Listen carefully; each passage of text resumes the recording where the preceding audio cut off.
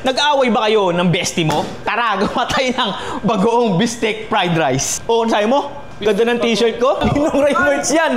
Ikaw, available yan sa Orange app. Beef sukiyaki, para madali siyang maluto. Tapos, hihiwain natin yan sa maliliit. Siyempre, magnolia butter. Baka naman. Iyan.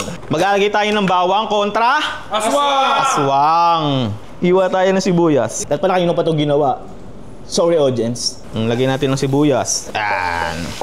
Yan, hintayin natin siya maluto. Hindi natin ilalagyan ng toyo yan. Ay, hindi. Ba't nakagulo ng gano'n? Ang ilalagay natin pampalat dito, bagoong. Ay, bago. Bagoong ng malabon. Tabi muna natin to.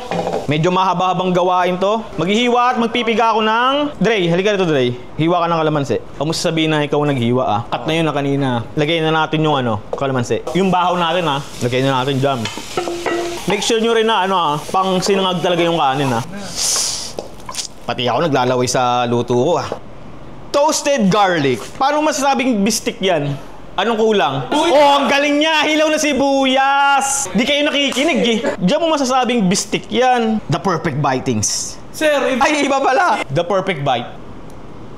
Ang sarap. Pwede pala yun, oh. Bagoong bistik fried rice.